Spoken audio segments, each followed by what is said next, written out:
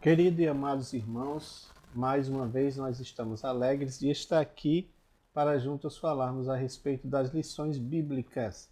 E já estamos chegando quase no final, não é, do primeiro trimestre de 2023, que trata sobre avivamento. Aviva, ó Senhor, a tua obra. E agora nós chegamos na lição de número 10, e que você pode acompanhar aí na tela a capa da lição que nós criamos para esse momento aqui, também para distribuir nos nossos grupos, a fim de que os irmãos também possam utilizar da melhor maneira possível.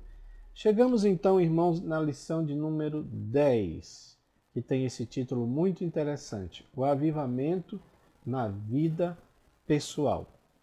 E então nós temos o textuário que diz: Porque a tua benignidade é melhor do que a vida, e os meus lábios te louvarão. Assim eu te bendirei enquanto eu viver, e em teu nome levantarei as minhas mãos. Salmo 63, versículo 3 e 4, aonde mostra o desejo do salmista em adorar o Senhor, em bendizer ao Senhor, em estar na presença do Senhor. Na verdade, há tantos outros salmos que também tratam sobre isso, sobre estar na presença de Deus, sobre estar no santuário de Deus, sobre estar na casa de Deus, adorando ao Senhor.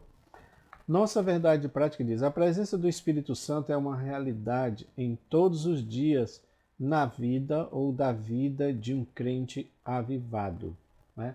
Presença do Espírito Santo.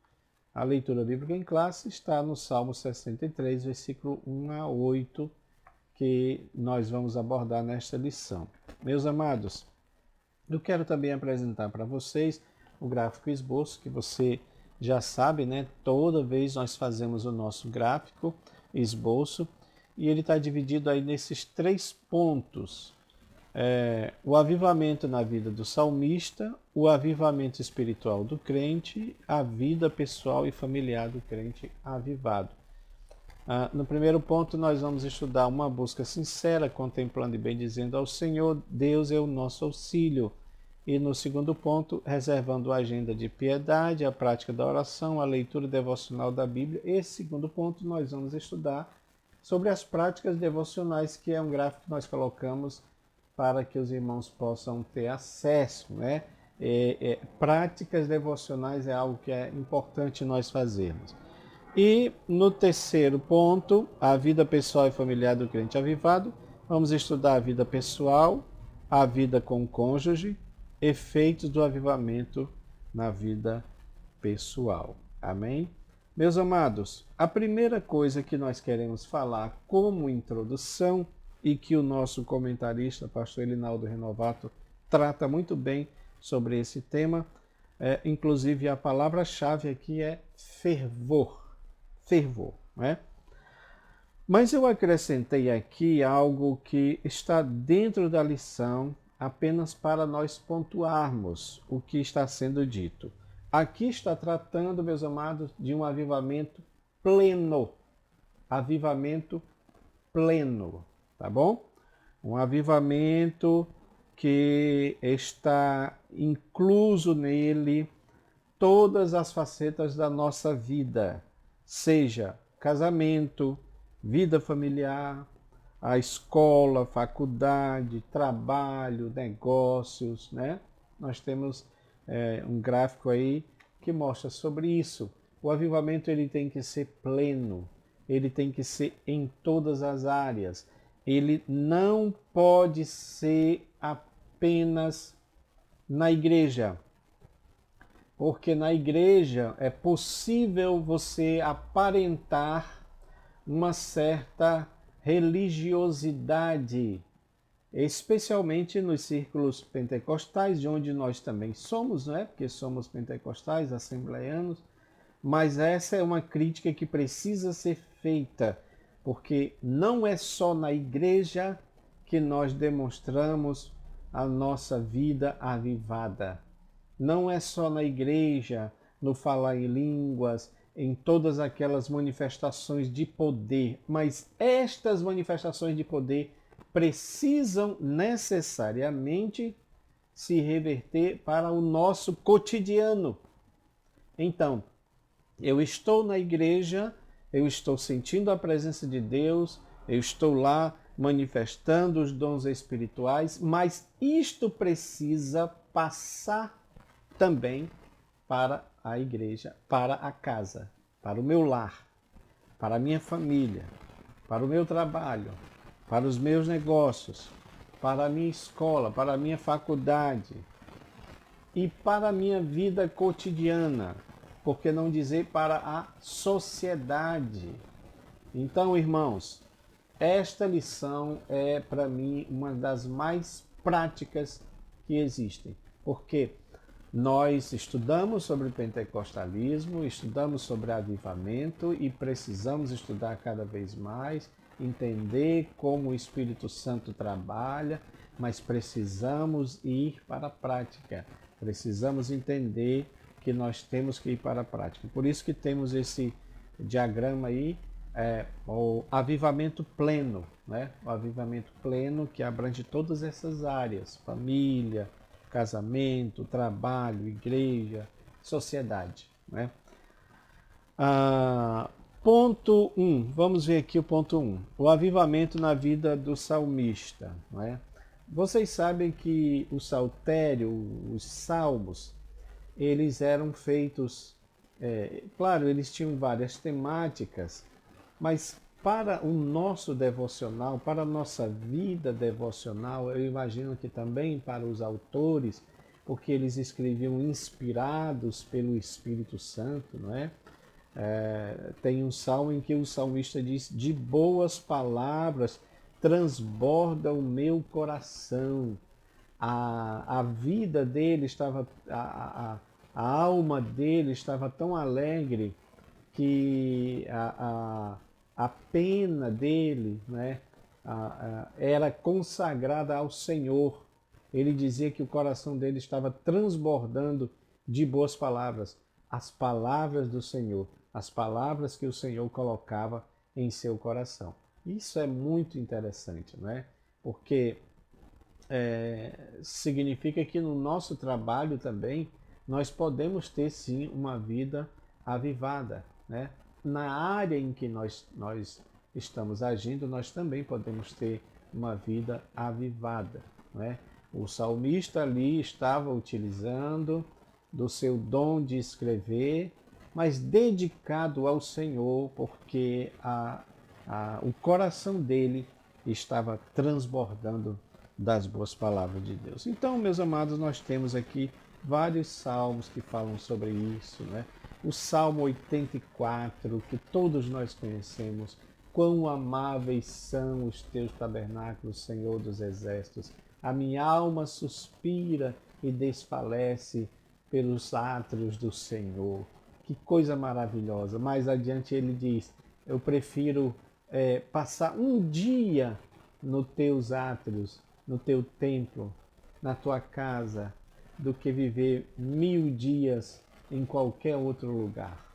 Que coisa maravilhosa. Ele tinha este anseio de estar na casa de Deus. E veja que naquela época ainda não se tinha o conceito de templo como nós temos hoje, no sentido de que a palavra mesmo diz: vós sois templo do Espírito Santo.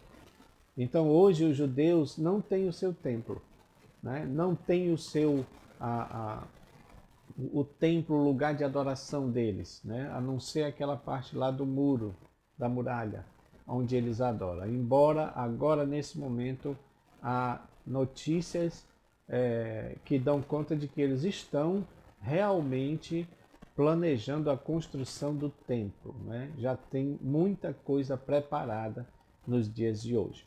E Jesus veio nos mostrar que não é o lugar propriamente dito que é importante, mas sim aonde a presença de Deus está. Por isso que nós passamos a ser templo do Espírito, até mesmo como uma referência ao que Cristo disse, porque quando o Senhor diz: destruam esse templo e em 3 dias eu reconstruirei, ele estava falando do seu próprio corpo, que seria morto, mas ao 3º dia ele iria ressuscitar. Então ele está transformando aquele templo que eles tanto adoravam, ele está dizendo que o templo agora somos nós. Somos nós. Então significa dizer que nós temos ainda mais esta ênfase em buscar a presença, a face do Senhor, não apenas em uma igreja construída de tijolos, de massa, mas sim no templo espiritual que somos nós, e é claro, esse templo juntando todos ali na grande assembleia, não é isso? E nós estamos ali para adorar o Senhor todos juntos. O salmista tinha esse desejo, tá bom?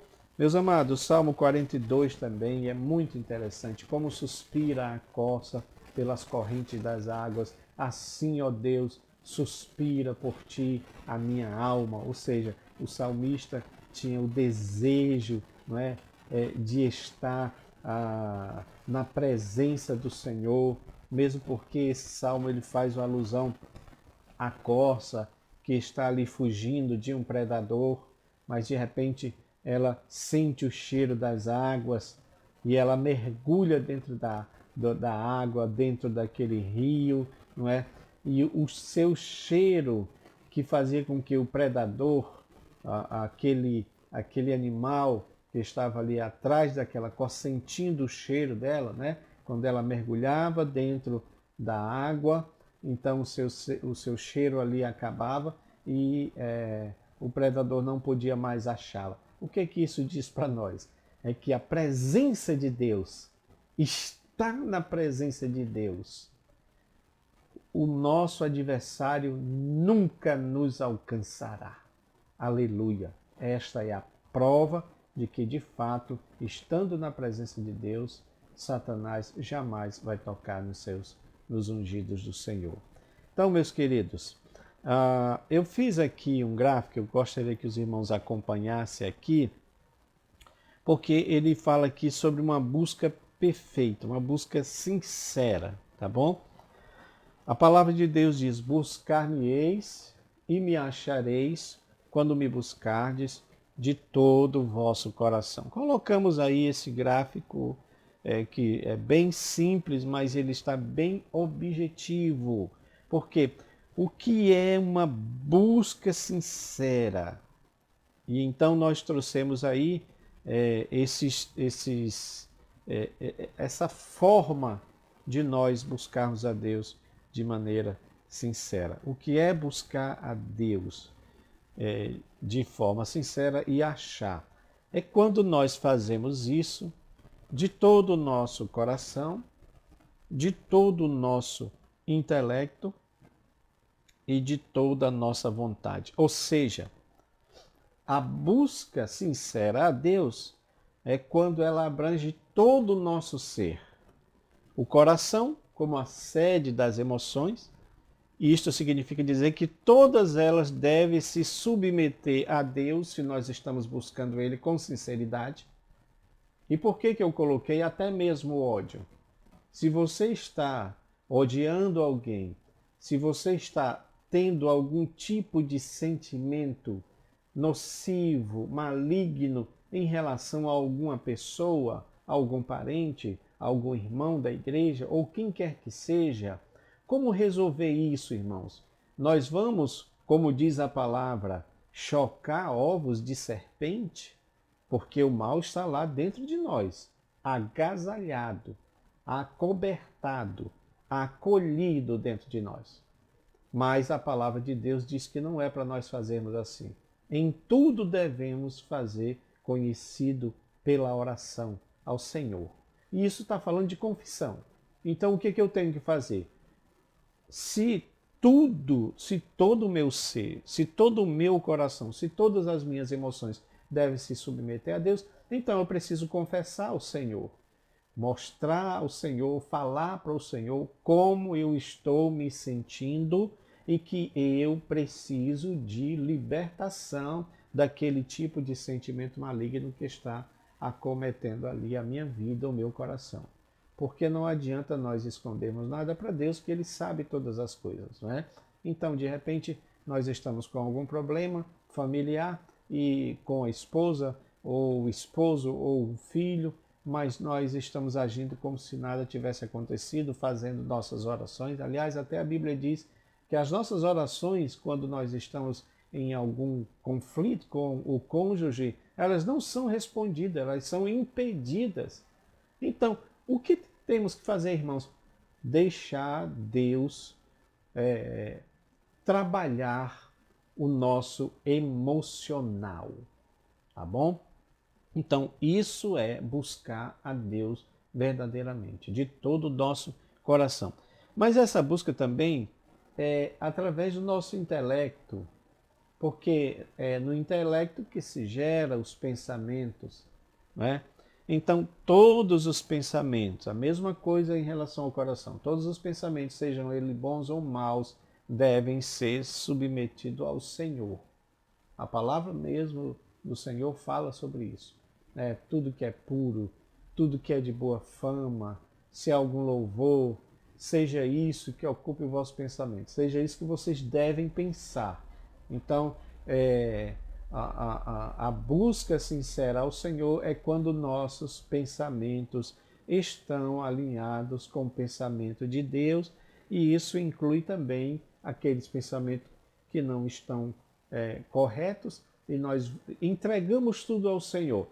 Irmãos, precisamos entender que tudo isso se trata de uma entrega ao Senhor, para que Ele possa ajustar o que está desajustado, corrigir o que está errado, não é? E assim tratar melhor da nossa mente, porque você sabe, a nossa mente, né, os pensamentos, eles são aqueles que geram as ações, né? Alguém diz que o pensamento é o pai da ação, né? E aí entra o terceiro ponto, que é exatamente a vontade, né? A vontade junta com o intelecto, né? De onde procede as nossas ações. Então, todas as nossas vontades também devem ser submetidas ao Senhor. Buscar o Senhor de todo o coração buscar o Senhor verdadeiramente é um exercício de todo aonde todo o nosso ser está envolvido, e a nossa vontade também. Então significa dizer que eu não vou fazer a minha vontade própria, mas eu vou fazer a vontade do Senhor. Eu preciso entender que a vontade do Senhor é que tem que imperar em minha vida, e não o contrário. Não é eu que vou impor para o Senhor a minha vontade, mesmo porque eu não posso fazer isso. Eu não tenho condições de fazer isso. O que o vaso pode dizer para o oleiro que o criou, não é? Então vamos deixar o oleiro trabalhar, porque ele sabe o que está fazendo. A palavra de Deus diz que o Senhor é que sabe os pensamentos que tem a nosso respeito. Pensamentos de paz e não de mal, para dar o fim que nós desejamos. Ou seja, no final de tudo, pode ter certeza que o Senhor está agindo e tudo vai dar certo. Dando continuidade, irmãos, ao nosso estudo, no subponto 3, ainda do ponto 1, avivamento na vida do salmista, nós vemos aqui que ele fala sobre Deus ser o nosso auxílio. Então, nós fizemos aí também um pequeno diagrama para falar sobre o que Deus é para aqueles que o buscam, né? Então, nós temos aí esses três pontos, essas três figuras de linguagem para falar do quanto Deus está conosco nesses momentos e também na vida de quem é avivado, né? Nós temos aí Deus, ele é o nosso auxílio, ou seja, ele é aquela mão amiga, aquela mão forte que nos sustenta quando estamos prestes a cair. Você lembra de Pedro quando estava afundando e ele diz: Senhor, socorre-me. Então Jesus pega na mão de Pedro e puxa ele, não é, daquele mar revolto. Então Deus é o nosso auxílio no sentido de ajuda, no sentido de sustentabilidade, né? O Senhor nos sustenta quando estamos prestes a cair. Mas Deus também é o nosso esconderijo. O que é esconderijo? É um abrigo, é um local onde nós nos abrigamos quando vem a tempestade. É no Senhor, é nele que nós nos escondemos, porque sabemos que ele é o melhor abrigo, né? Quando eu vejo essa questão do abrigo, eu me lembro sempre daqueles locais lá nos Estados Unidos, onde costumeiramente existe aqueles tornados, não é, fortes, não é, que destrói uma casa em poucos minutos ali. E aqueles moradores daquelas áreas, todos eles têm um abrigo subterrâneo, que quando começa a tempestade, quando eles veem os alertas de tornados, então eles já entram para aqueles abrigos ali, para que pelo menos a vida deles seja preservada. Porque de fato a casa é destruída, mas eles estão preservados a vida deles, tá? Então, Deus é o nosso refúgio, é o nosso esconderijo, tá bom, irmãos? Mas ele também é a nossa fortaleza. Por quê? Porque é nele que nos fortalecemos, né? Ele é o nosso muro forte, a nossa casa fortíssima, a nossa rocha inabalável, não é? Ele é a nossa torre forte que nos ajuda a visualizar os ataques do inimigo quando vem de longe, e ali nós estamos preparados porque estamos fortalecidos no Senhor, avivados no Senhor. Que bênção, não é, irmãos? Que maravilha. Vamos lá. Tópico 2, nós temos aqui avivamento espiritual do crente, preservando uma agenda de piedade. E é aqui que eu quero, nesse ponto, e no ponto 3 também, abranger esse gráfico que nós postamos já no grupo, que fala das práticas devocionais, tá bom? Então, as práticas devocionais. Esse tópico 2, reservando uma agenda de piedade, a prática da oração, leitura devocional da Bíblia, nós colocamos todos eles nesse gráfico que você pode ver aí, práticas devocionais para o cristão, tá bom? Irmãos, o que são as práticas devocionais? São exercícios, conforme diz o reverendo Elber Len César, né, da editora Ultimato, que já partiu para o Senhor, está aguardando a ressurreição dos mortos, né? E ele diz no seu livro Práticas Devocionais, são exercícios de sobrevivência e plenitude espiritual, ou seja, abrange todos os exercícios que produzem aperfeiçoamento, sustentabilidade, né, que sustenta a perfeita comunhão do pecador salvo e redimido por Jesus com o próprio Deus. Ou seja, essas práticas devocionais é que mostram, é que atestam, é que provam que existe um crente avivado. Se ele pratica tudo isso, se ele faz todas essas coisas, tá bom? Essas práticas não são e nem devem ser como um ritual. Elas devem funcionar como algo voluntário, como algo da minha própria liberalidade, porque nada com o Senhor é compulsório, nada com o Senhor é obrigatório. Deus não quer que a gente faça nada por obrigação, ainda que a gente saiba, ainda que a gente tenha consciência de que precisamos fazer, não é? Mas isso é muito importante, nós entendemos isso.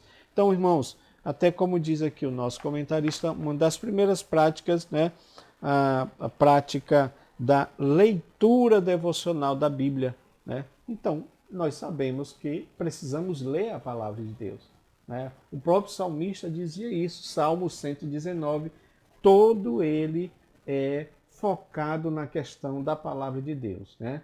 Ó quanto amo a tua lei, ela é a minha meditação de dia e de noite. Então o salmista meditava sempre na palavra do Senhor, tá bom?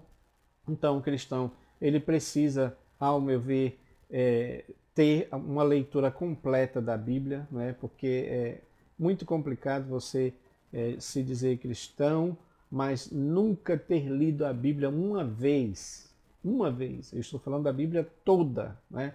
Então é importante que a gente leia a Bíblia toda. Tem irmãos que leem a Bíblia toda várias vezes.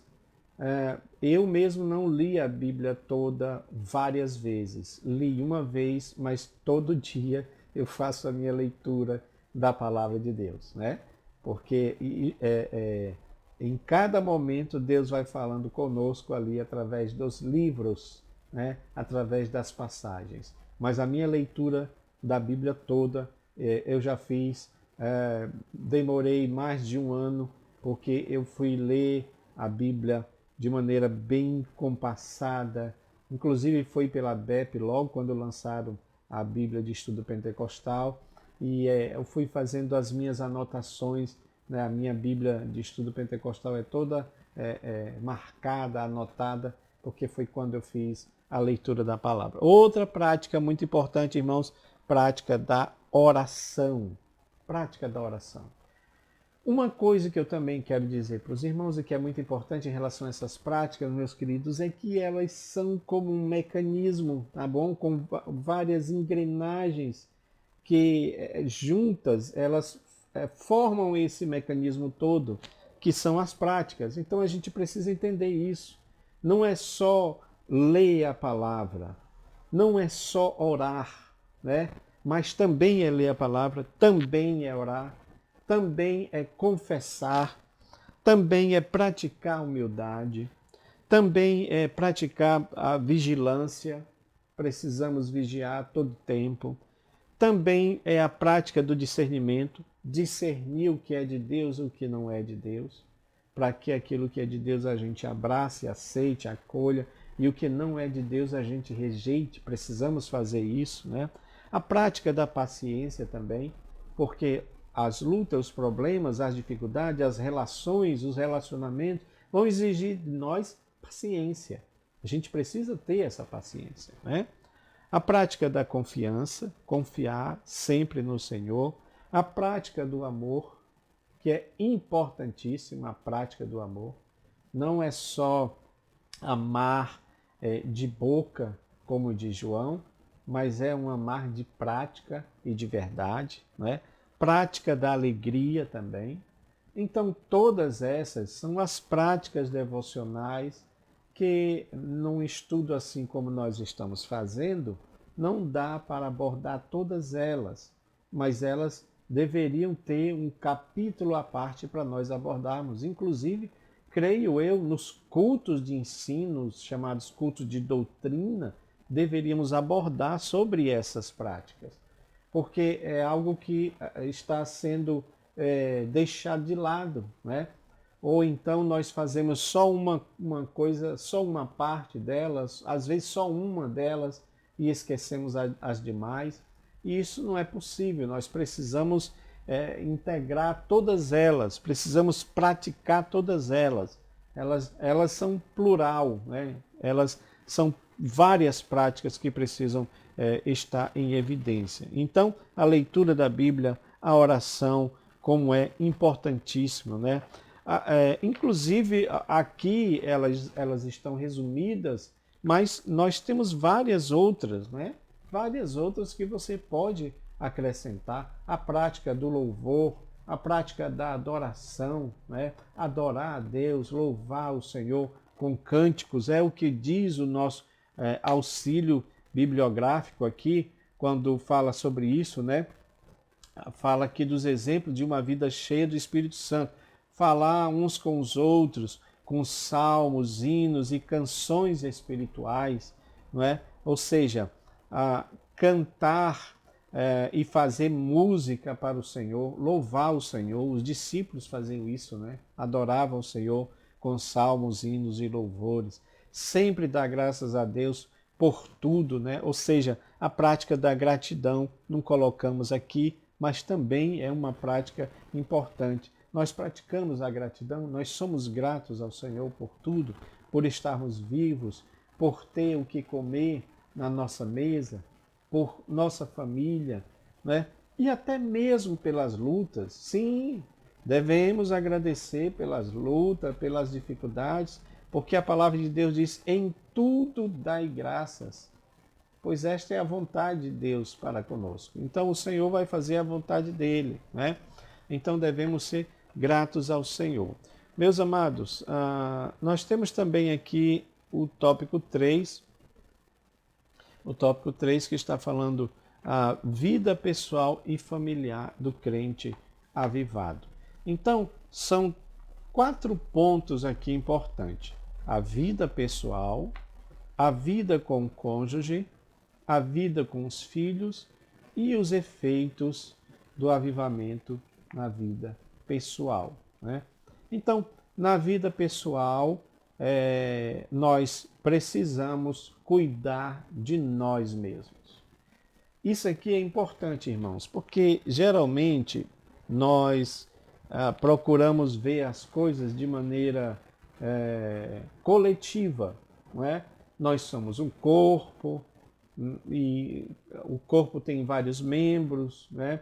E nós sabemos disso, mas cada membro tem a sua particularidade, cada membro tem a sua individualidade. Cada membro tem o seu particular com Deus. Cada membro é aconselhado a entrar no seu quarto, a orar, a fechar a porta e orar ao seu Pai em secreto. Pois é muito fácil também ir para as vigílias, praticar oração com vários irmãos na coletividade. Mas nós precisamos fazer isso também no secreto. Então, a vida pessoal, ela é muito importante. Eu falo de oração, mas eu estou falando de várias outras coisas aqui. Eu estou falando do que a própria doutrina está, a própria lição está falando, quando diz que nós devemos ter cuidado da doutrina. Então, eu preciso ter cuidado da minha vida pessoal para que não incorra no erro da apostasia pessoal, que também é algo que está acontecendo nos dias atuais. Recentemente eu ouvi a fala de um pastor que foi muito usado por Deus, era pentecostal, ele traduzia aquele grande pregador Jimmy Swaggart, quando vinha aqui para o Brasil, né?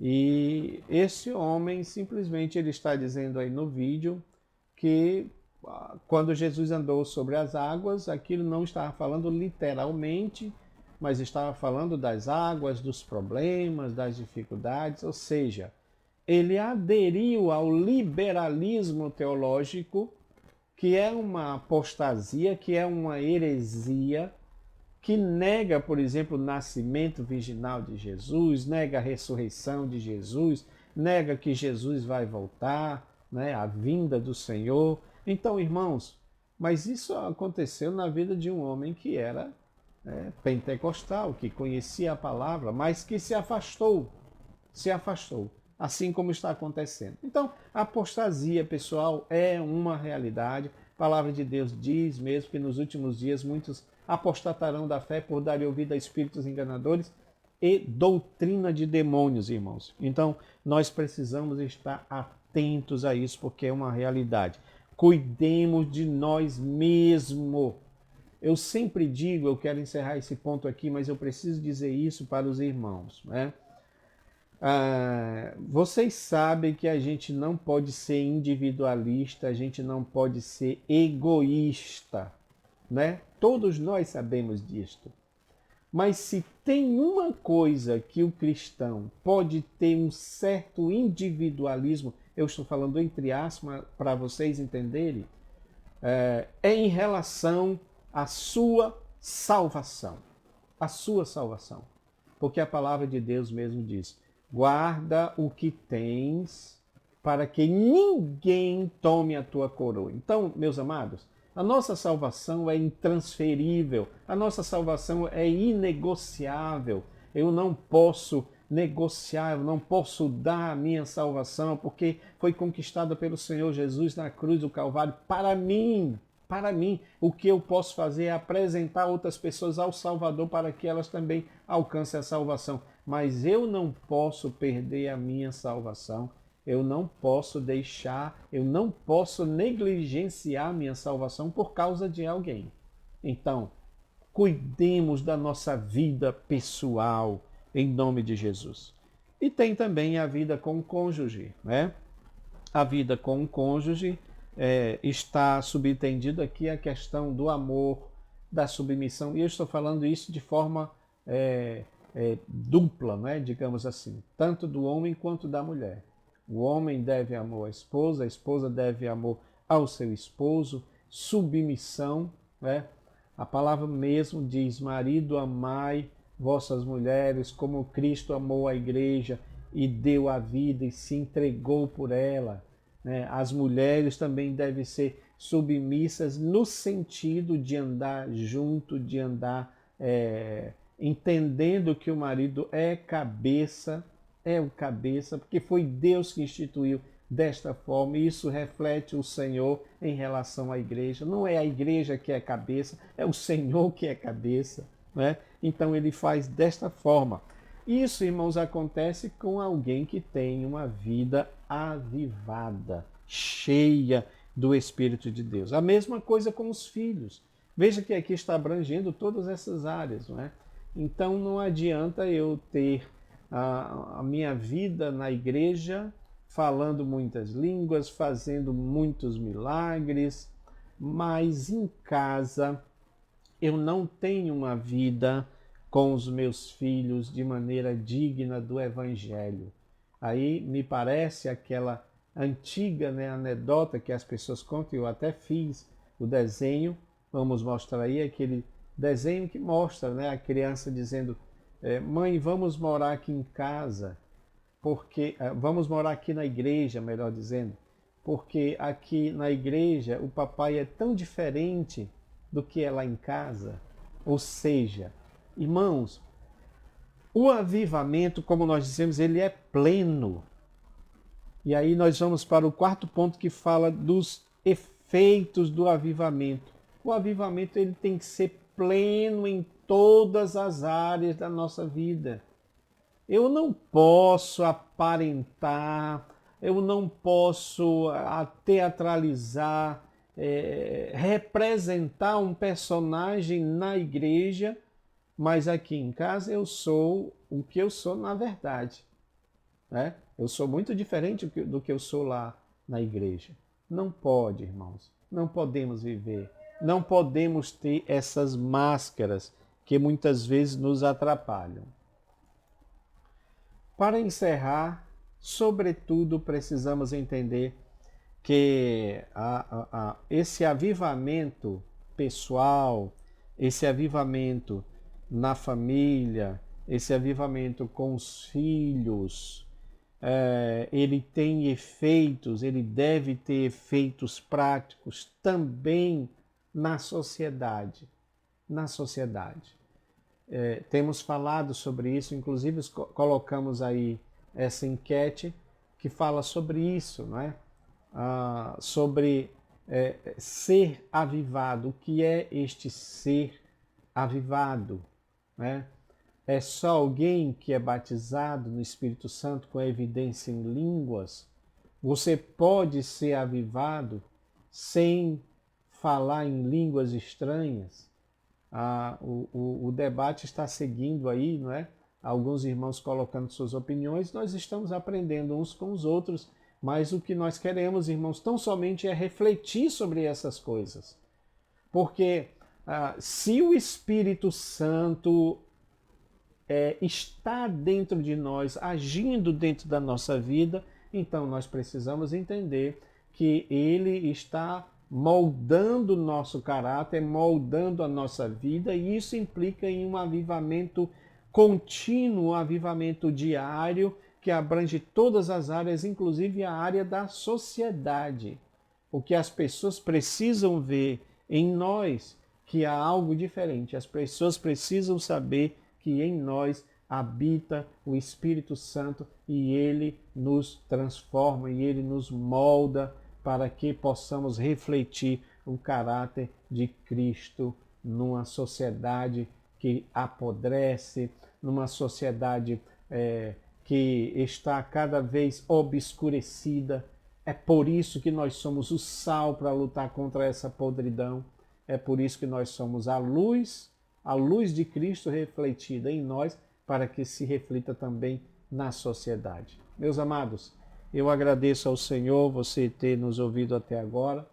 Se esse vídeo foi importante para você, eu só peço isso, que você também compartilhe, para que outras pessoas também possam ter conhecimento, tá bom? Deus abençoe a vida de vocês, baixe os gráficos, assista, né, o vídeo, para que você possa ter uma melhor compreensão do que nós colocamos nos gráficos, tá bom? Deus abençoe a vida de vocês. Amém.